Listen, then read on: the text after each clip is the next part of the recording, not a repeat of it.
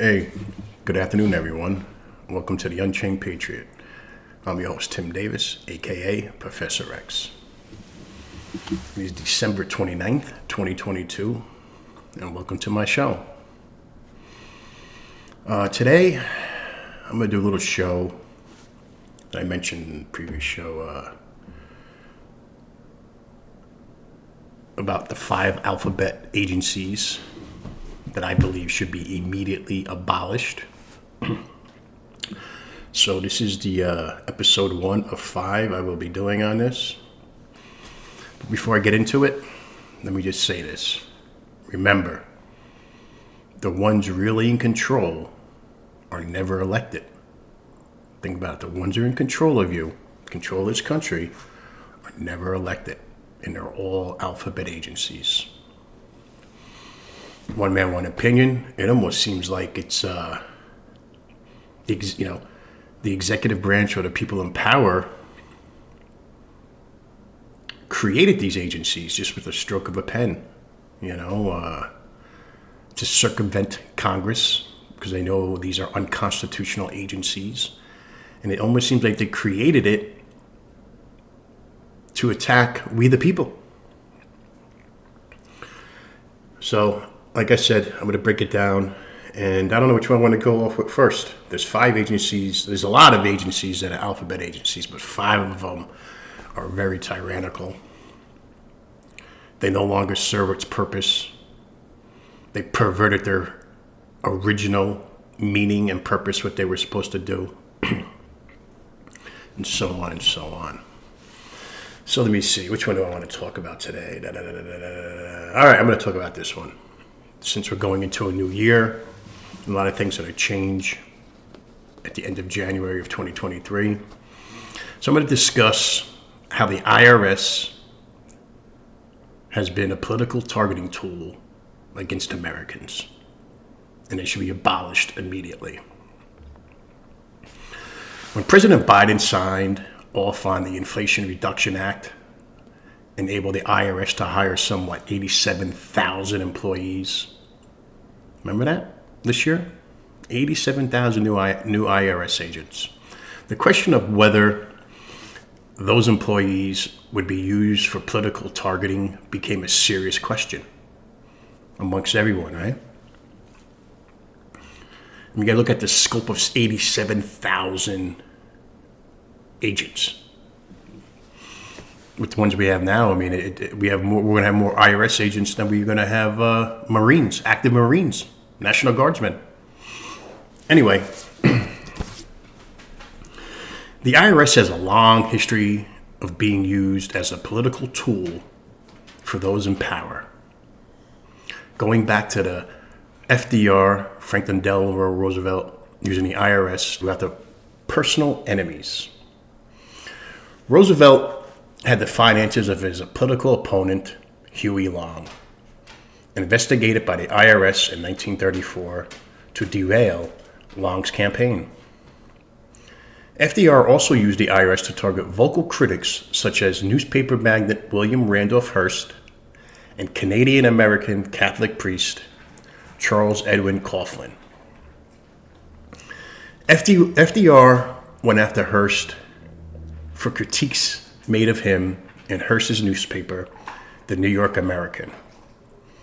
And after Coughlin for voicing criticism of FDR's New Deal on Coughlin's radio show. His radio show was the golden hour of the shine of the little flower. John F. Kennedy, JFK, created an ideological organization's audit project to investigate some 10,000 conservative tax-exempt groups, such as the American Enterprise Institute and the Christian Anti-Communist Crusade.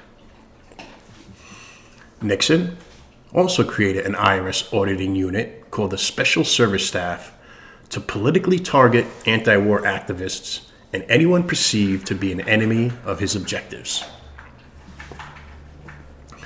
Presidents were not alone in the use of the IRS as a political tool of persecuting people.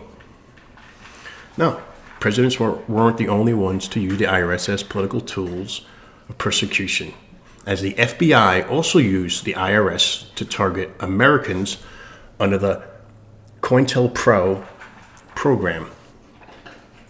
This was a program against American public at large.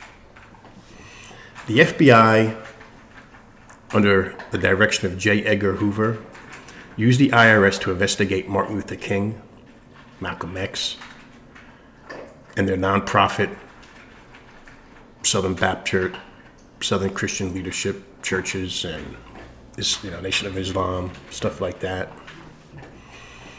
The FBI also used information gained from the IRS, they colluded together, to target donors and scare off future supporters and future support. In the mid-1970s, the Senate Church Committee, a committee investigating the covert actions of the FBI and CIA, discovered the FBI had obtained, some 200 tax returns for political targeting. Most of those returns involved financial information on black civil rights groups and anti-war activists. The IRS use as a political tool is not something limited to the 20th century. It was began in the 20th century, it was used in the 20th century. And it hasn't been limited to the 20th century. It hasn't.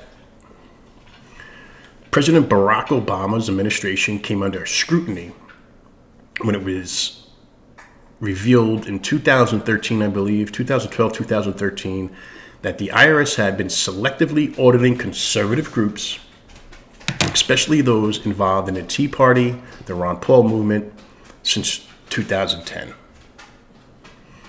A criminal probe into this activity was conducted by the FBI, and several lawsuits were filed over the disproportionate treatment of these groups.